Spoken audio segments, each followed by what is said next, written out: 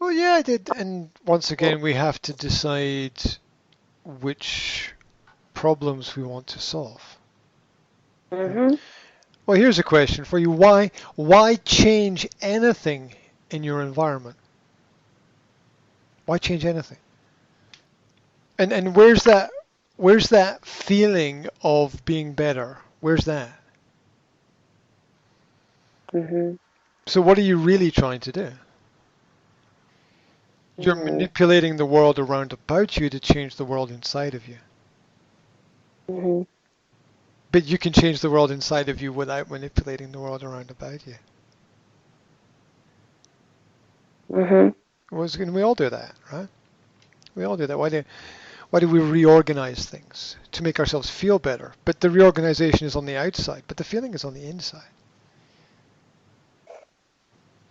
So we spend a lot of time trying we spend a lot of time doing something with our right hand so we can do it with our left.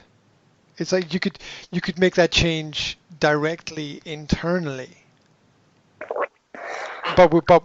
but we don't. But it's important to understand that anything we change in our environment is an attempt to affect something within ourselves in one way or another. Now, it it could be positive or negative. It's not specifically defined. You know, it could be that we put a calendar on the wall because we want to be more conscious of our activities or our achievements.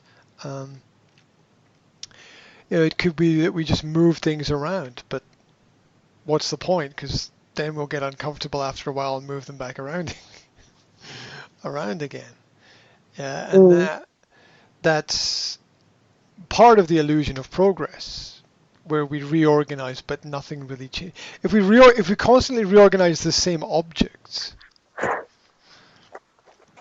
then nothing. It's waste of time. Nothing's. Mm-hmm. Yeah, there's no overall progress. It's just a method of procrastination. There's understanding the motivations is important in in that area. On one side, there's nothing wrong with helping out other people. On the other side, you don't want to take on the responsibilities of other parents because a lot of the time it's their kids and it's their responsibility, and it's always misplaced emotional energy to consider other people's children as your own, Mm-hmm. which is what drives a lot of I I think slightly younger female teachers. I'm not sure it works so much with males because it's a different psychological setup, but and predominantly most teachers in that area are women anyway. Um, they're and you hear it.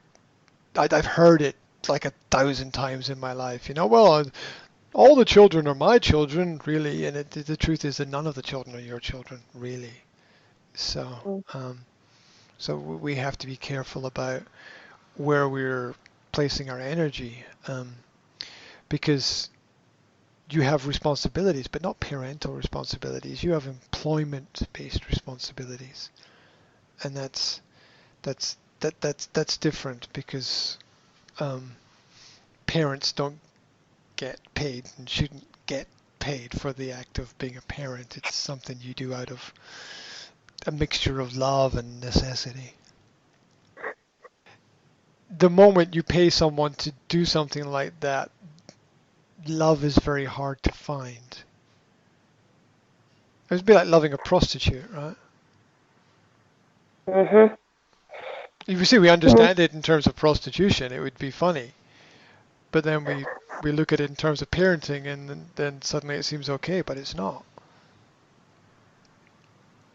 But it's not. It's a hard realization. But um, it, and yet simple because we realize that money's not going to solve as many problems as people are going to solve. The, the, Mm-hmm. key- the key is the people at the end of the day, because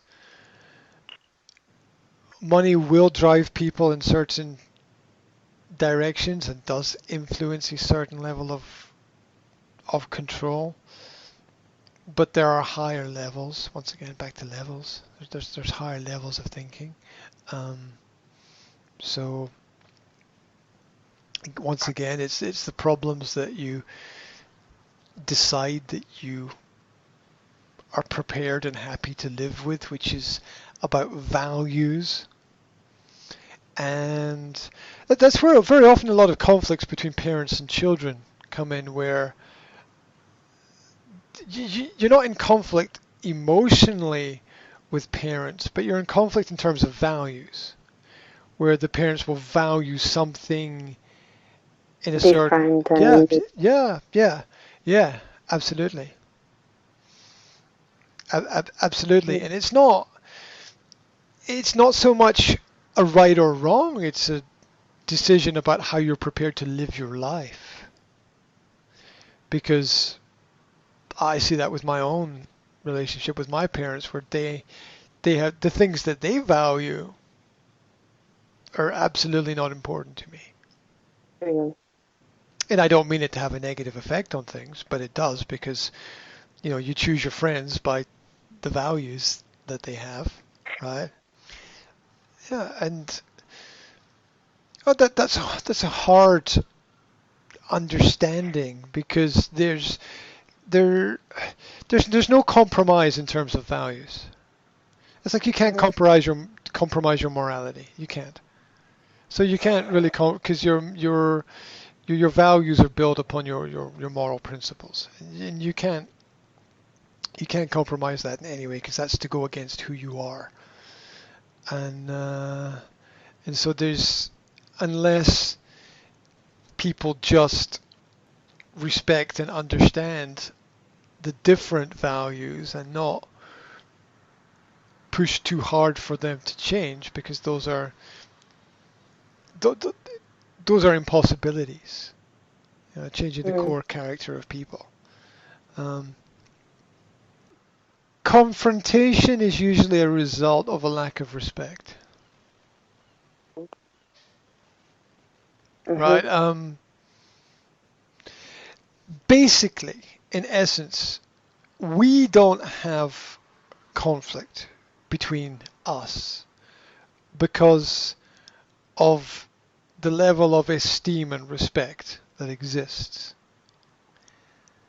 I am going to trust you to be open and honest about everything that you can be, and I'm not going to judge you on that at all.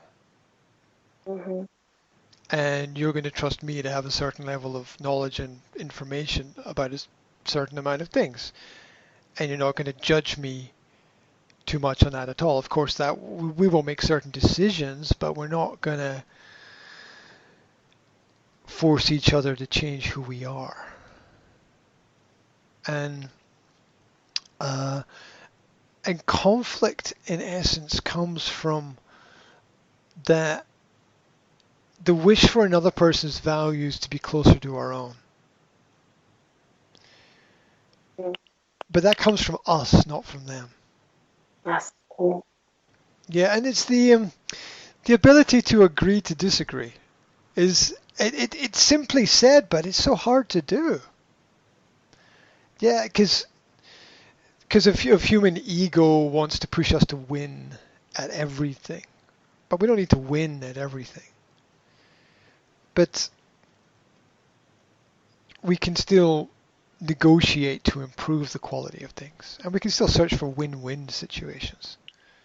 Right? If there's in any debate, if there's not a potential win-win, then it's win-lose, and losers don't forget. Losers don't forget that they lost, and it very often turns into resentment.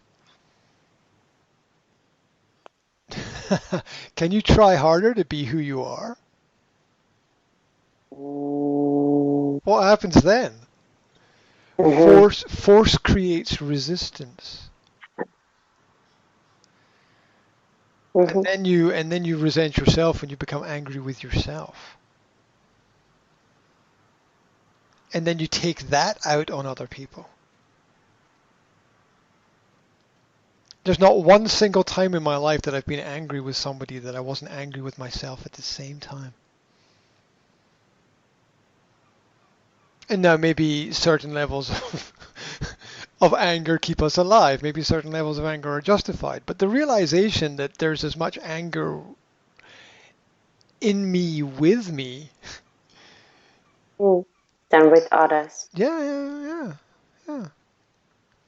Is very important, because